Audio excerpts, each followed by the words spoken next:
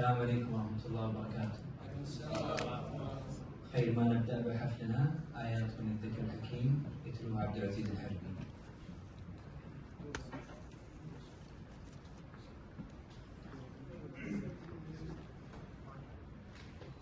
أعوذ بالله من الشيطان الرجيم. بسم الله الرحمن الرحيم.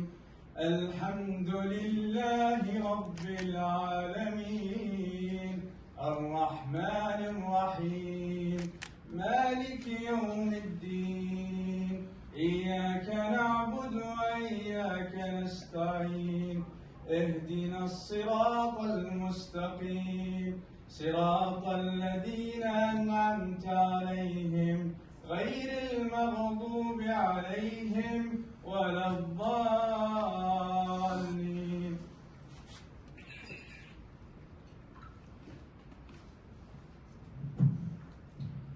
To our beloved university, to our ever-supportive teachers and staff, to our fellow classmates and students, ladies and gentlemen, we have gathered here today to celebrate our graduation. This is a momentous event because it marks the ending of a whole period of our lives. Our years at Alfred University were so special. It helped us to become the individuals we are today. Personally, I'm sure that without this precious experience, our lives would be completely different. University life, an unforgettable memory. In every student's life, it has been a long 4 years, but here we are, ready to graduate. We worked hard to get this point, but we didn't do it ourselves. We owe this to the ever-understanding and caring people, to our teachers. Thank you for sharing your time, talent, and knowledge with us. It is very important to have an educator to move ahead in life and solve the difficulties that come, so we can learn various things in our lives. You all have a lot of effort. You all have put a lot of effort to make our lessons more interesting. Thank you for your amazing lectures and feedbacks, and thank you for being so supportive. Thank you so much for facilitating such a positive learning environment. You were always here to give advice whenever we have problems. You set us and challenge us to live our dreams. To the President Zoban Mark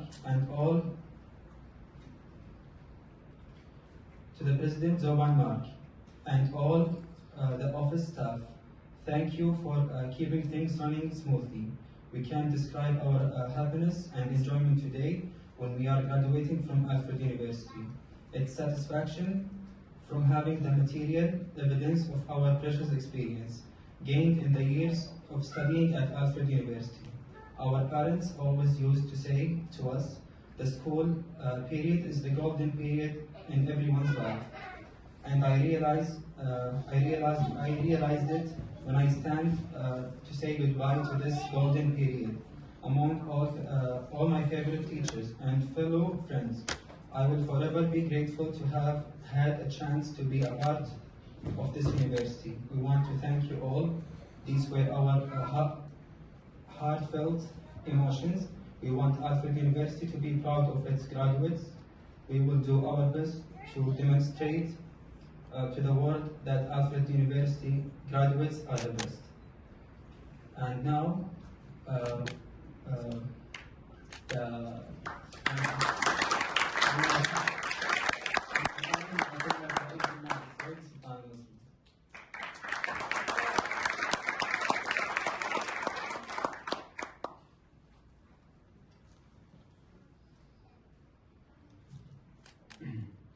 Hi everyone.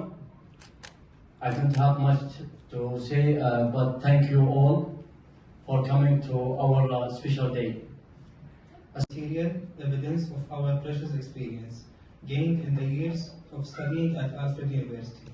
Our parents always used to say to us, the school period is the golden period in everyone's life. And I realized it when I stand to say goodbye to this golden period. Among all my favorite teachers and fellow friends, I will forever be grateful to have had a chance to be a part of this university. We want to thank you all. These were our heartfelt emotions. We want Alfred University to be proud of its graduates. We will do our best to demonstrate to the world that Alfred University graduates are the best.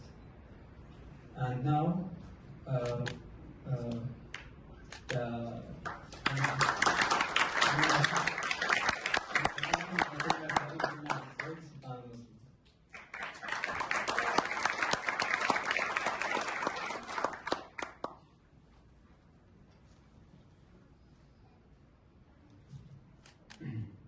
Hi everyone. I don't have much to say, but thank you all for coming to our special day. السلام عليكم ورحمة الله وبركاته.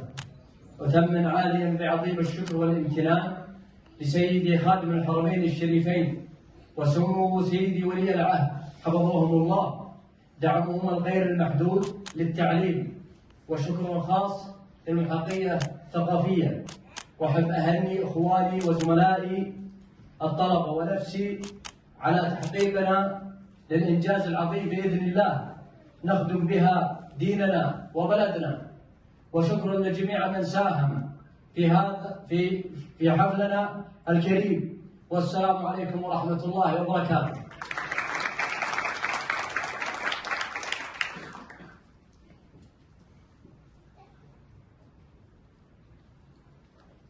بسم الله الرحمن الرحيم، والحمد لله جليل النعم وباعث الهمم في الجود والكرم، حمدا ما غرد بلبل وصدح وما اهتدى قلب وانشرح وما عم فينا سرور وفرح. والصلاة والسلام على النبي المطهر صاحب الوجه الأنور والجبين الأزهر وعلى آله وصحبه أجمعين ومن والاهم إلى يوم الدين. سلام يسري ما أقيمت صلاة من عباد خاشعين، وما جادت بماء المزن سحب سقت الأشجار والزرع الدفين. سلام عاطر له أريج من الأعماق يعقق ياسمين.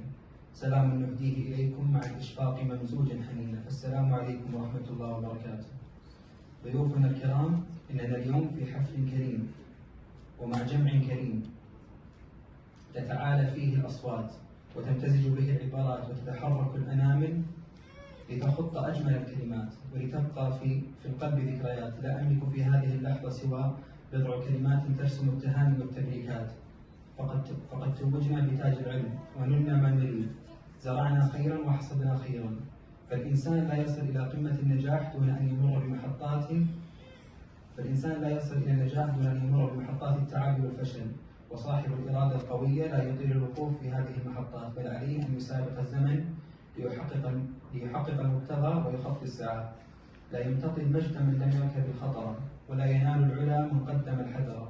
ومن أراد العلا عفوا بلا تعب قضى ولم يقض من إدراكها وطرا.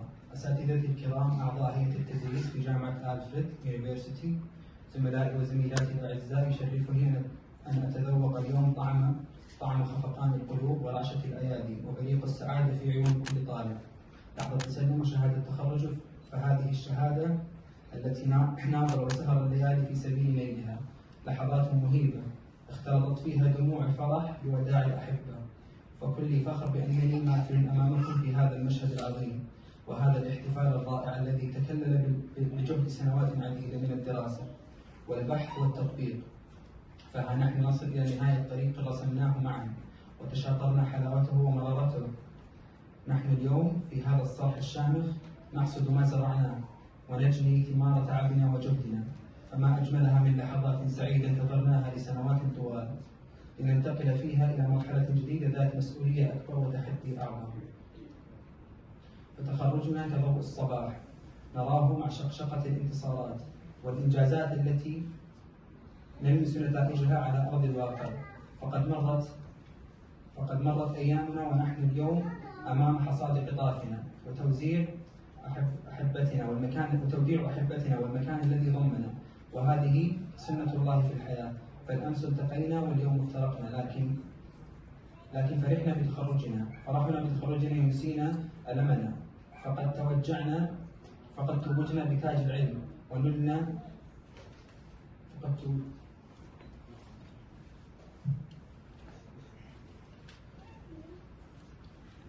توجنا بتاج العلم ونلنا ما نرجو، وعاندنا تعبنا وعز منا، وعزمنا بكل ما فينا من صبر لنحقق بالتخرج أمانينا ونعلي راية بلادنا ونرفع شأنها بالخير.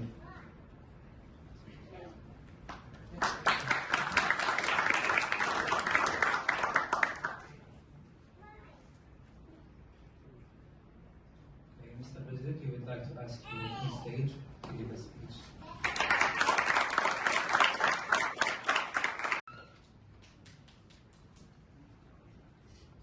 Shukran.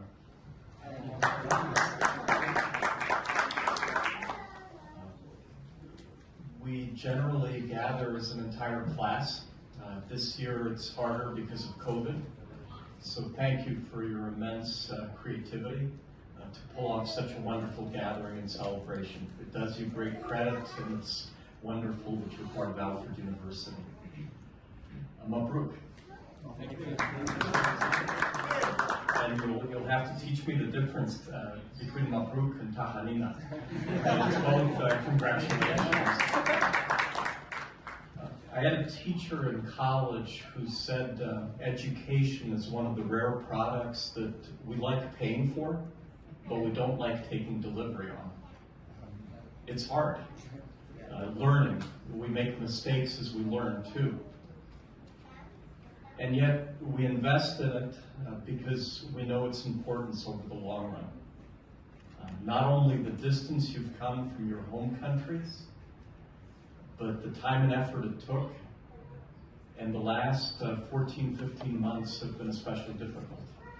And we are so proud that you've had the resilience and the creativity to navigate the special challenges. It's hard enough as it is in higher education, but you had to deal with COVID and all the restrictions on top of that. So personally, and all of Alfred University is so immensely proud.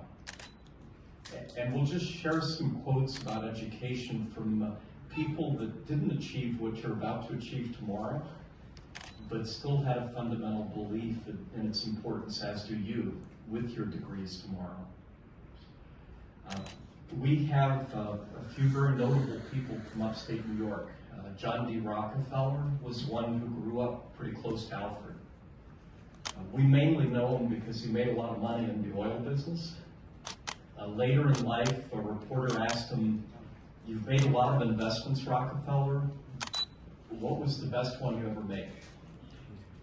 And Rockefeller surprised the reporter by saying, "It's the investment I made in education." He gave the lead gift that started at the University of Chicago, and he also played a pivotal role in the University of Rochester, among other places. Leland Stanford and Jane Stanford never went to college. They grew up not too far away from Alfred. They lost a son when he was 16 years old. They were on a trip to Europe. If you lose a child, it can easily take you out of orbit and lose your capacity to keep living. What they decided to do was to dedicate a university in California in their son's honor. That's why it's called the Leland Stanford Jr. University, in his honor. And it's now one of the most powerful educational institutions in the world. So they took this immense tragedy without having gone to college to create an opportunity.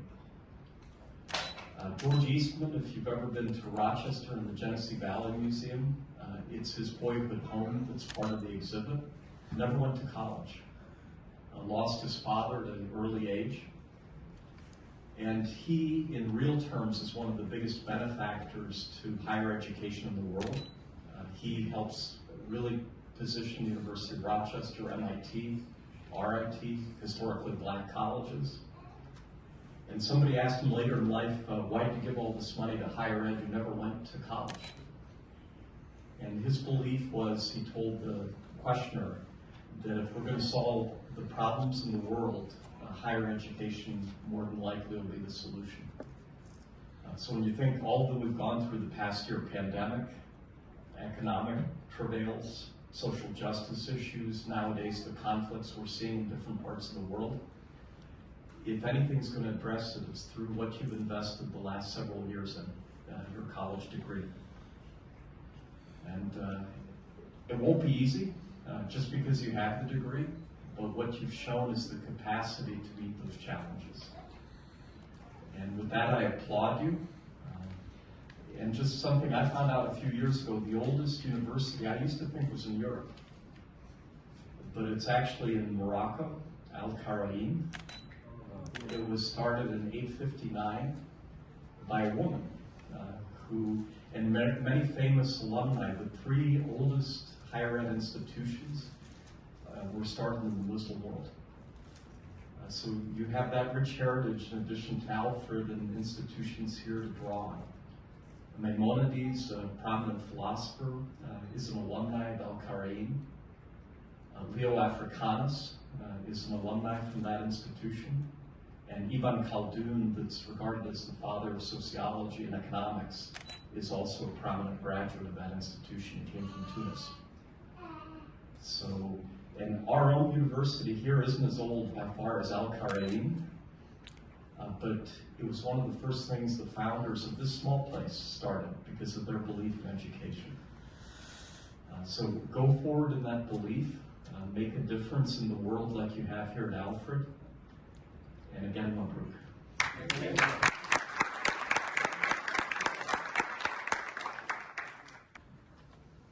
بسم الله الرحمن الرحيم.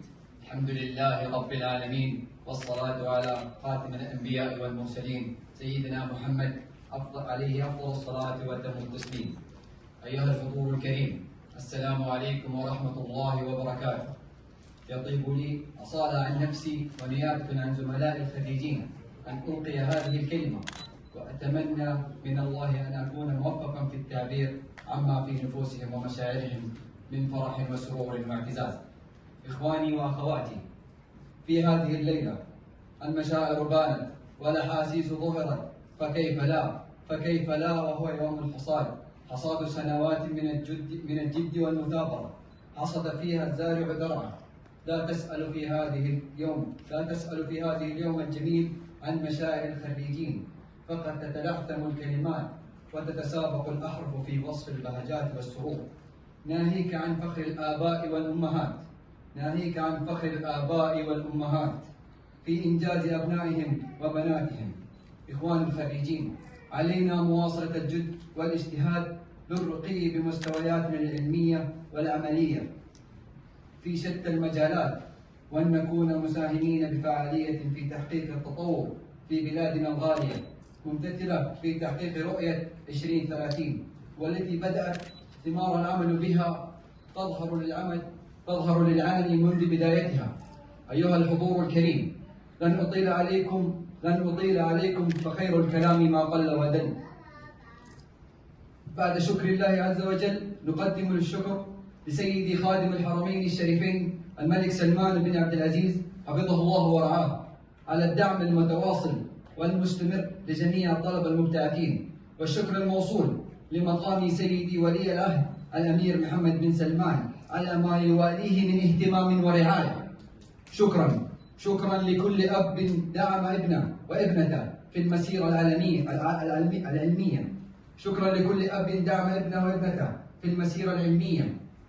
شكرا لكل أم سهرت وأخلصت بالدعاء لأبنائها.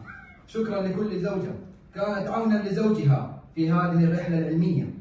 شكرا للنادي السعودي في جامعة ألفريد على إقامة هذا الحفل الرائع، وعلى الجهد المبذول في خدمة الطلاب والطالبات على أكمل وجه. والشكر الموصول لكم أيها الحضور الكريم على تشريفكم لنا ومشاركتكم لنا فرحتنا في هذه الحفل، فلكم جزيل الشكر والامتنان. أخيرا أتمنى لكم جميعا التوفيق والسداد وفيما تسعون له، والله ولي التوفيق، وكل عام وأنتم بخير.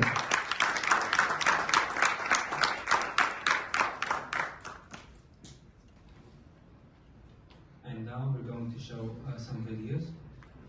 We hope you enjoy this.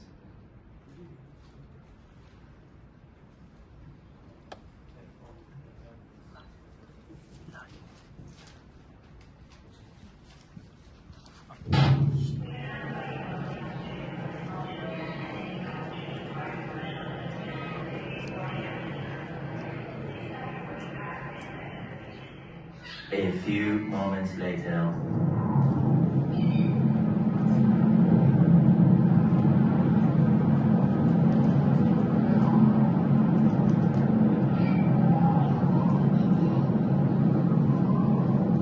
No, God! No, God, please, no! No! No! No!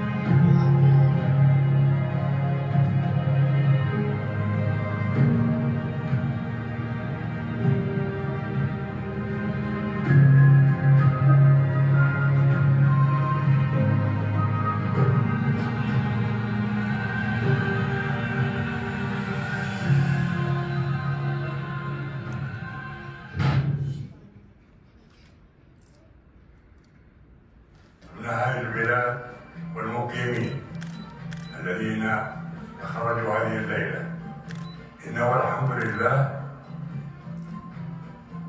في بلادنا نفرح ونسر إذا شفنا أبنائنا الحمد لله في هذا المستوى من الرقي التعليمي.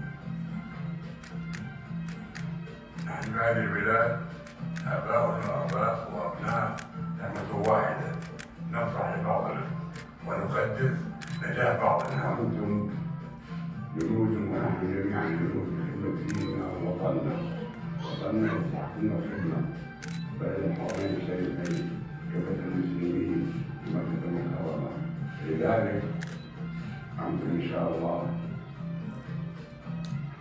أبناء وبناتنا تعون بلدكم تحملون دينكم فوق كل شيء، ثم بلادكم وشعب. والحمد لله أن أرى في كل مكان في العالم أبنائنا الذي يتوجه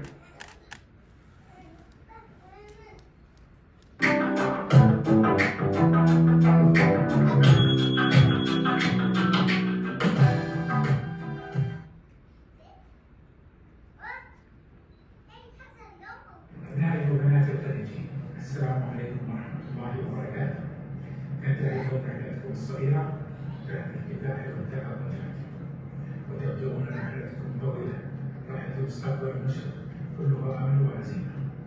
في هذا اليوم نطوي معا صفحة كان فيها الجد والاجتهاد ترغيبكم عن الدوام، صفحة من هذه الفياتر تحفر في قلوبكم ولن يمحوها الزمن، تشاركنا فيها لحظات. في هذا اليوم نطوي معا صفحة كان فيها الجد والاجتهاد ترغيبكم عن الدوام، صفحة من هذه الفياتر تحفر في قلوبكم ولن يمحوها الزمن، تشاركنا فيها لحظات القلق والفرح والحزن والسعادة، وكنا فيها جنبا إلى جنب في جميع مراحلها.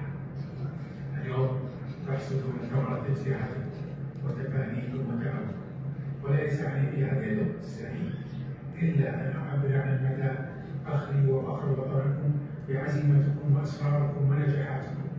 ألف مبروك لكل متخرج ومتخرجة، بكم نسمو وبكم نبني وطننا. والسلام عليكم ورحمة الله وبركاته. السلام عليكم ورحمة الله. باسمي واسم الملحقية الثقافية أحب أن أتوجه بخالص التهنئة والتبريكات لإخواني وأخواتي من الخريجين بجامعة ألفريد. انتهت مرحلة من أهم مراحل حياتكم وتبتدئ مرحلة كمان من أهم مراحل حياتكم. أسأل الله لكم التوفيق في مستقبلكم، وإن شاء الله نراكم في أعلى المناصب في بلدكم إن شاء الله. كنت أتمنى حقيقة الحضور والمشاركة في هذا اليوم السعيد، لكن أتوجه الشكر الجزيل للنادي السعودي بجامعة ألفريد أنهم أتاحوا لي هذه الفرصة السعيدة إني أشارككم هذه اللحظات الجميلة. أخوكم عبد الكريم العثاني، والسلام عليكم.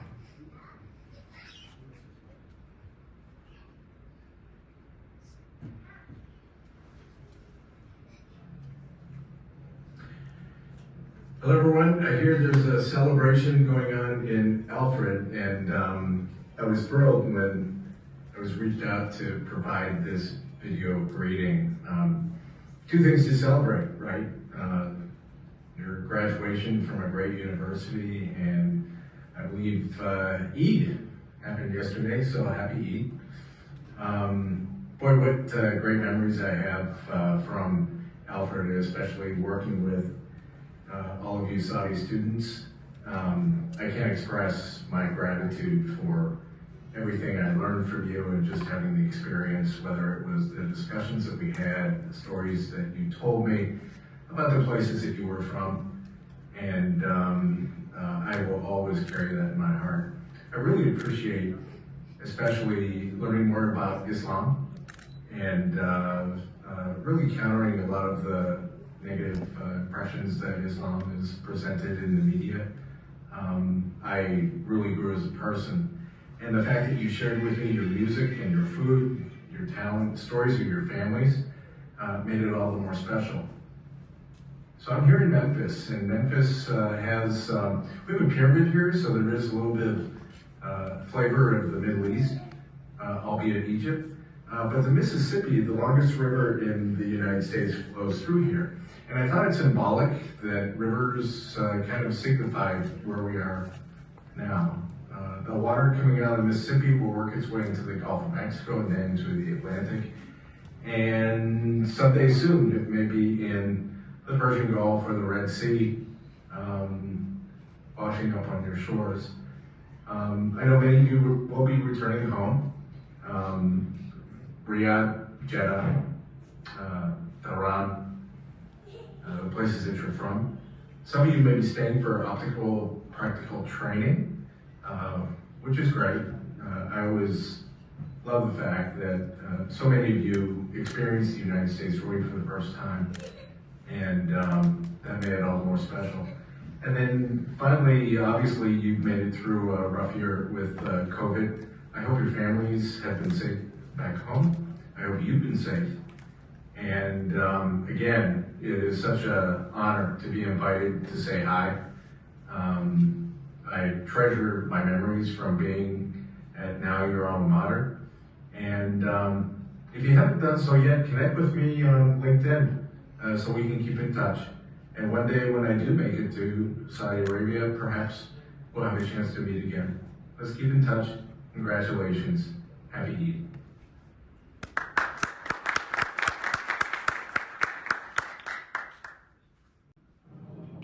بسم الله الرحمن الرحيم والصلاة والسلام على سيدنا محمد وعلى آله وصحبه أجمعين. أما بعد، مبروك مبروك ألف ألف مبروك. بارك الله فيكم وفيكم الزملاء وجعلكم خدمة لدينكم ووطنكم. بارك الله فيكم وعيدكم مبارك ونجاحكم مبارك. والسلام عليكم ورحمة الله وبركاته.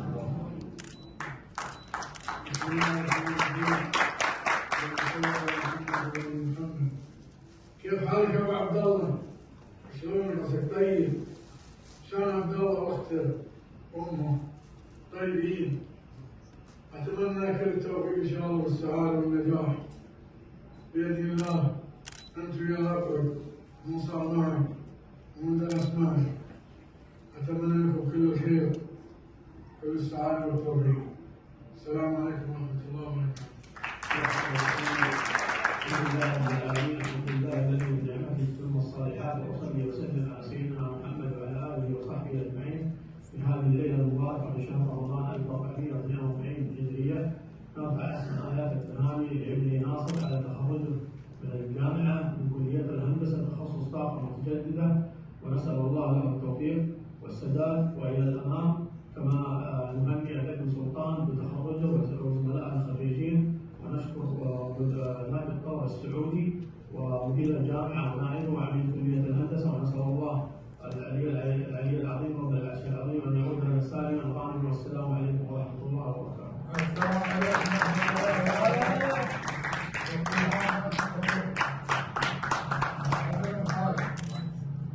يسعدنا ويشرفنا ان نهنئك ونبارك على تخرجك وحصولك على أعلى الدرجات. وبهذه المناسبة نود أن نشكرك على مجهودك أثناء دراستك، وكذلك نشكر جميع منسوبي جامعة ألفريد والنادي السعودي على مساهمتك على وصولك لهذا المستوى من العلم، ونتمنى لكم التوفيق والنجاح إن شاء الله تعالى. والدك وعائلتك من السعودية.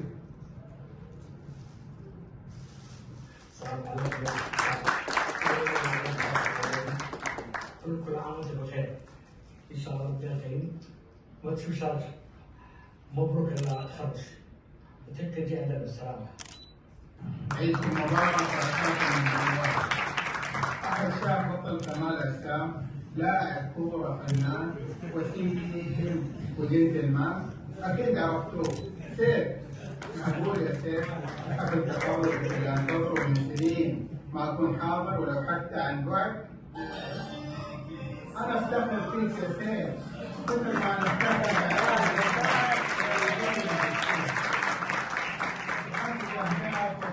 لا تسألوني شلون وكيف. الله اللي يميزك من بين البشر يا سيف. ألف مبروك حبيبي، وأشوفك قريبا إن شاء الله. ألف مبروك يا حبيبي. إن شاء الله نحفظك يوم قريبا إن شاء الله. بالتوفيق لك ولزملائك. عليكم السلام ألف قريبا من هذا إن شاء الله. السلام عليكم ورحمة الله وبركاته. في هذا اليوم المبارك، وما أجمله من يوم أن أكون أول المهنئين لك بالتخرج، فقد رفعت الرأس بتخرجك. أسأل الله لك يا ابني التوفيق والنجاح، وأن أراك في مراتب عليا مميزة علما وأدبا وتعاملا. وفقك الله. كما يسرني بهذه المناسبة الكريمة أن أهنئ إدارة النادي السعودي بجامعة ألفريد وأبناء الطلبة المبتعثين بعيد الفطر المبارك، وأن يوفقهم جميعا لما يحبه ويرضى، إنه سميع مجيب. والسلام عليكم ورحمة الله وبركاته.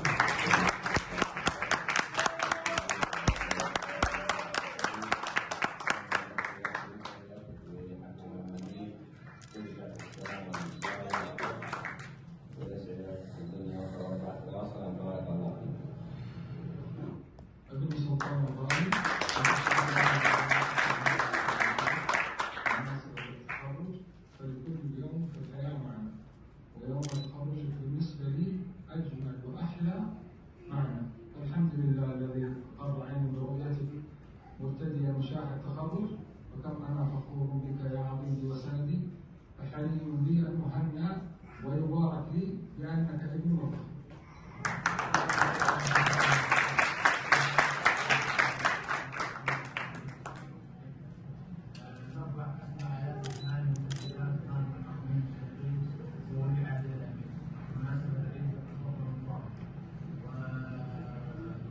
بهذه المناسبة أبارك لابن سلطان بتخرج مهندس من جامعة نيويورك الولايات المتحدة الأمريكية، وأخوياه الأعزاء أبواب مستشفى ووفقكم للدنيا والآخرة إن شاء الله من أعلى إلى أعلى بإذن الله.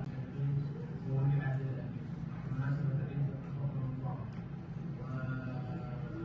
وأقول بهذه المناسبة أبارك لابن سلطان بتخرج مهندس من جامعة نيويورك الولايات المتحدة الأمريكية، وأخوياه الأعزاء أبواب مستشفى ووفقكم للدنيا والآخرة إن شاء الله من أعلى إلى أعلى بإذن الله.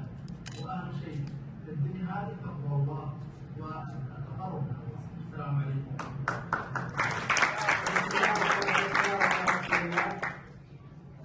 أرفع أسمع آيات التهاني والتبريكات لمقام سيدي خادم الحرمين وولي عهده الأمين، وأبارك لابني سلطان وزملائه بمناسبة تخرجهم من الولايات المتحدة الأمريكية.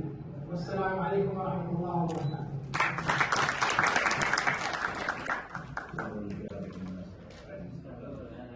أنا أبارك على محمد وعبد العزيز بمناسبة حصولهم على درجة الفردوس، كذلك زملائهم الخريجين في هذا العام الدراسي كما رسموا بهم خلال الأعوام الماضية، سائلا المولى عز وجل أن يبارك فيهم وأن يوفقهم في حياتهم العلمية والعملية. السلام عليكم.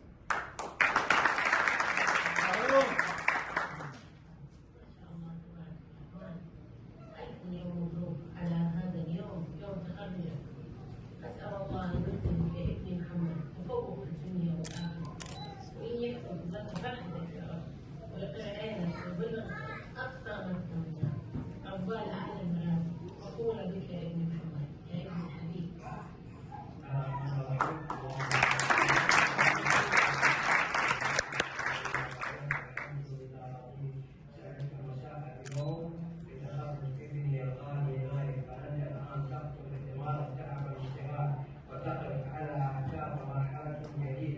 أسأل الله أن يوفقك فيها وأن ينفع بك لهذا الوطن الواحد.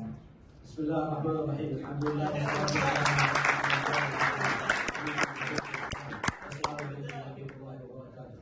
ابني الغالي المهندس فارس، طالما دعيت الله أن يوفقه وأن يبلغنا هذه اللحظة لنفرح جميعا بالتخرج.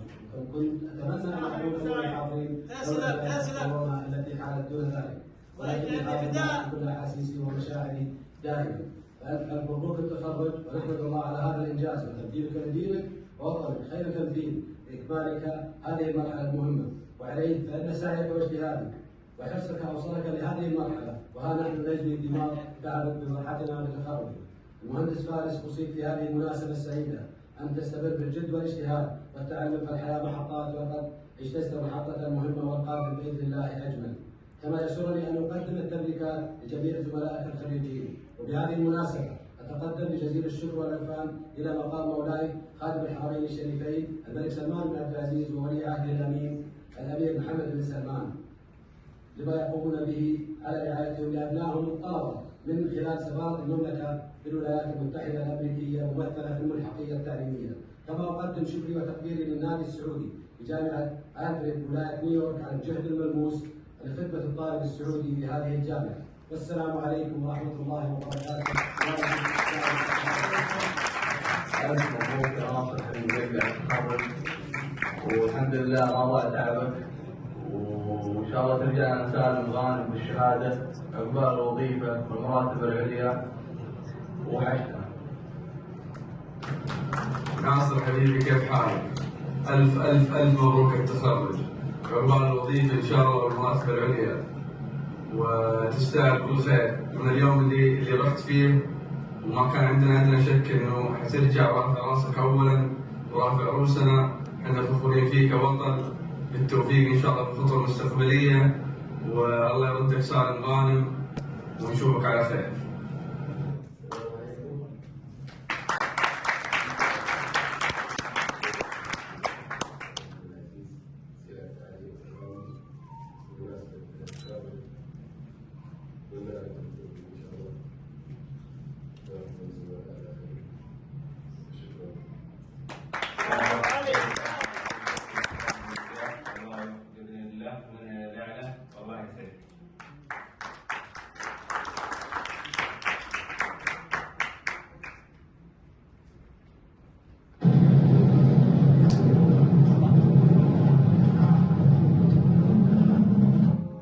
It's such a pleasant to share in the intensity of emotions filling Nevin's theater as you who are graduating close this chapter of your life story. Sincere thank you to President Zuban Marab, administrations, faculty members, security officers, lunchroom workers, maintenance workers, and everyone who contributes to make Alfred University the best in the state.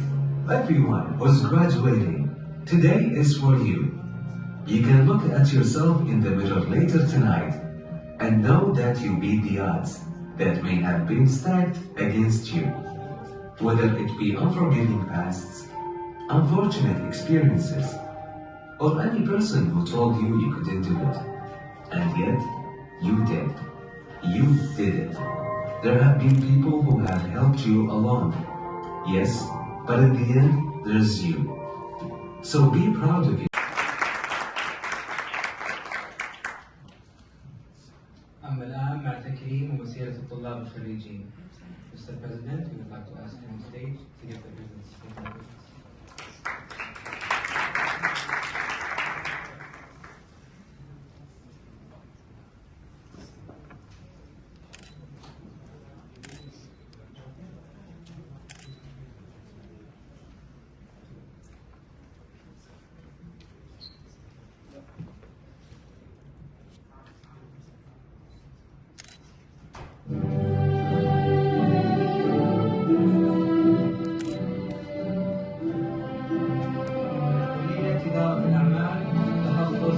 Business Administration, طاهر حسين العويس.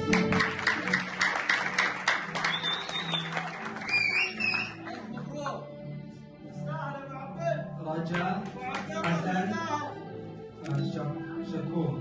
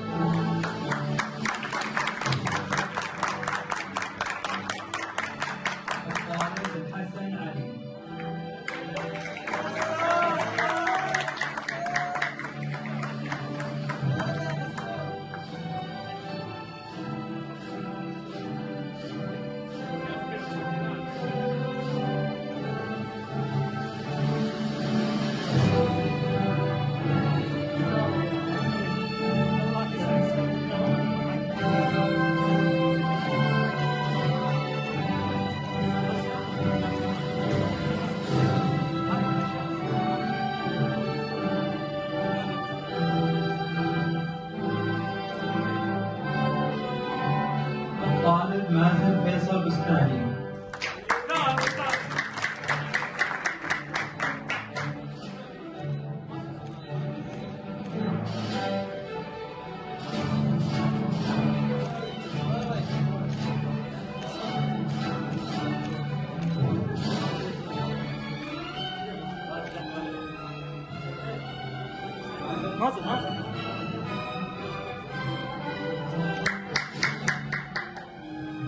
هذه الجائزة مفاجأة من والد مازن، يستاهل.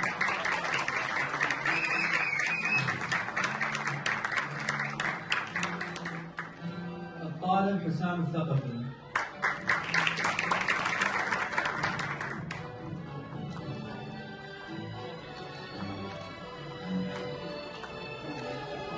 تخصص ماركتينج تسويق، طالب هادي حمد آل جميع.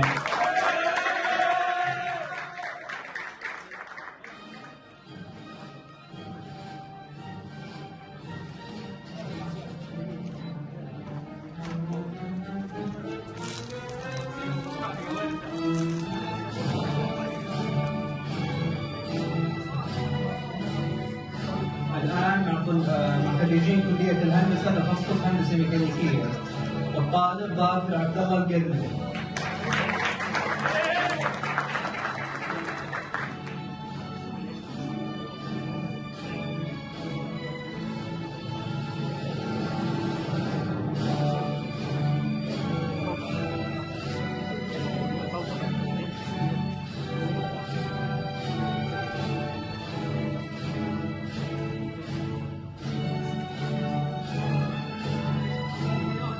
الطالب نايف محمد الصبحي.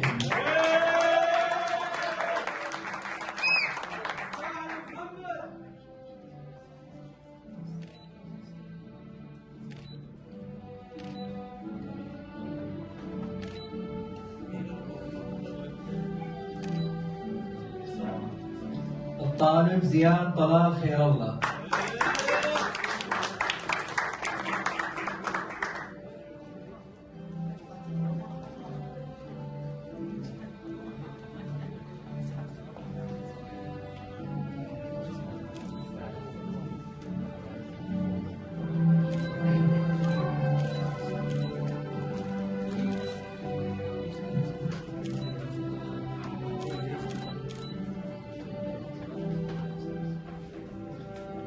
الطالب فارس زايد الأسمري.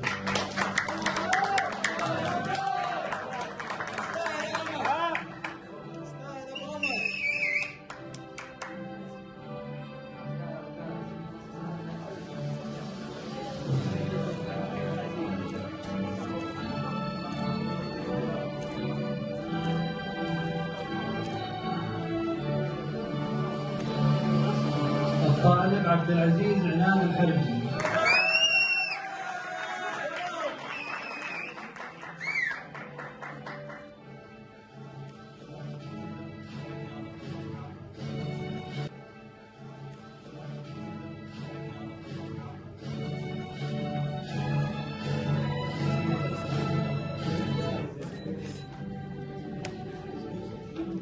الطالب سعود بن عبد العزيز المنصور.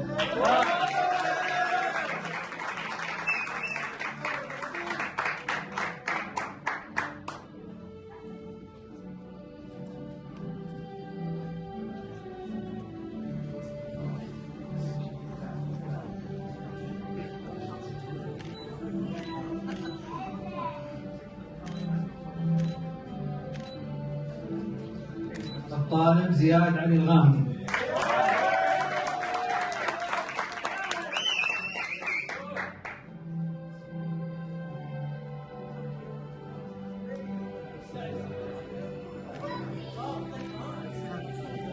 الطالب محمد سعد الدوسري.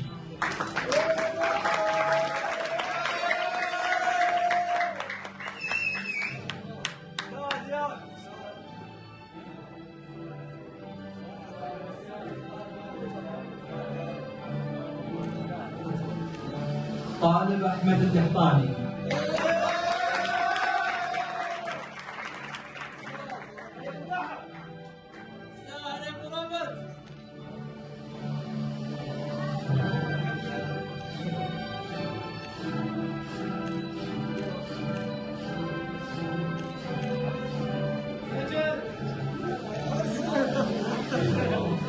الطالب محمد وليد بوقري.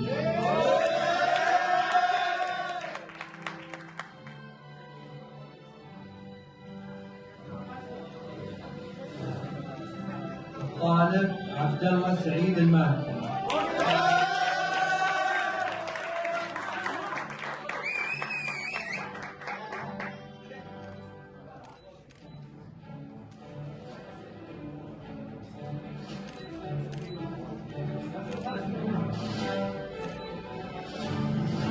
الطالب يزيد علي بن صقر.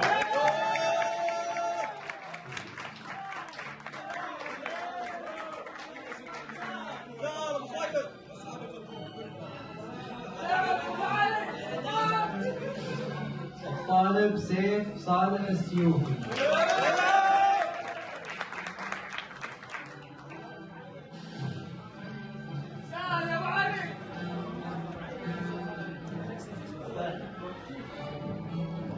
والآن مع خريجين تخصص هندسة الطاقة المتجددة، الطالب عبد الرزاق عوادي.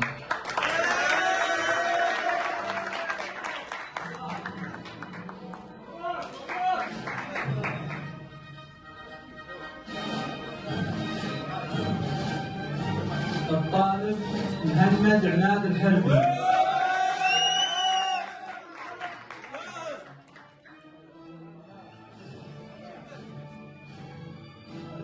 الطالب ناصر عبد الله الجعيد.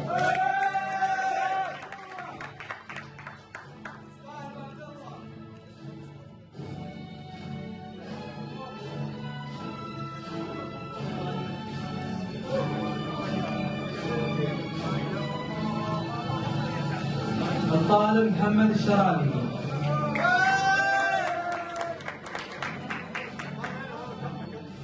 الطالب محمد حمد آل زميع.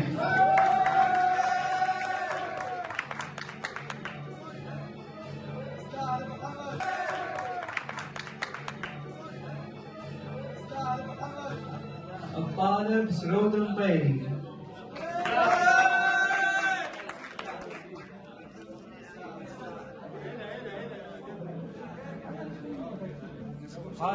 الطالب خالد صالح الشيبان.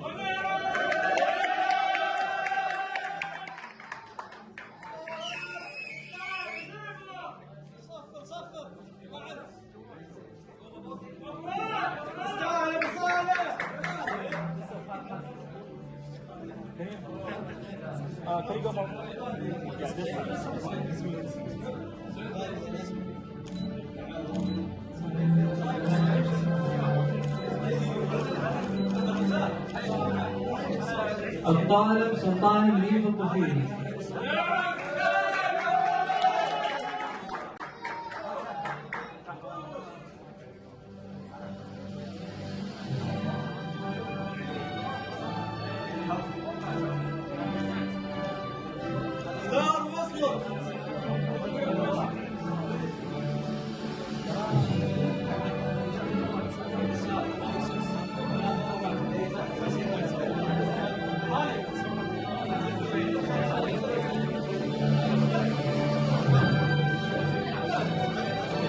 اصبر مازن انا بعد واحد.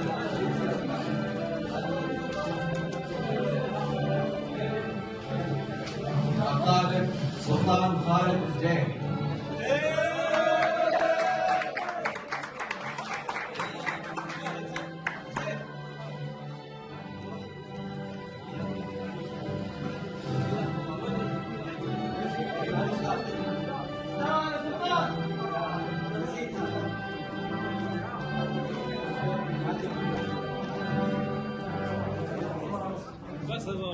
الطالب عمر المصبري.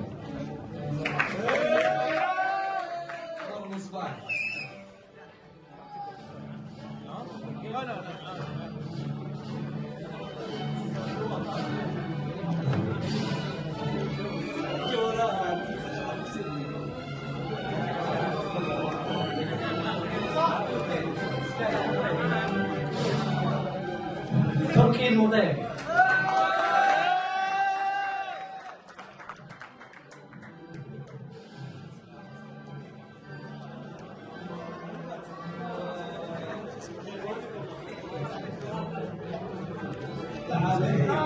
يا جماعة الآن مع صورة جماعية، صورة للخريجين. الخريجين تفضلوا الأسئلة. خذ الورد يا خذ الورد خذ الورد شوفوا في النص.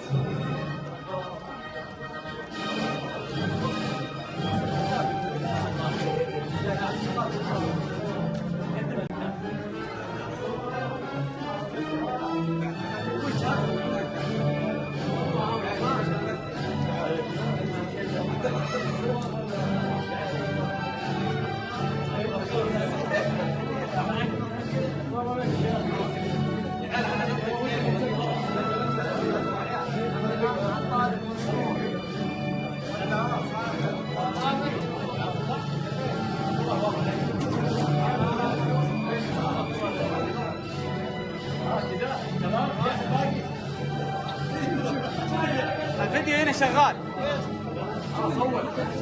كلكم هنا. الكاميرا هنا.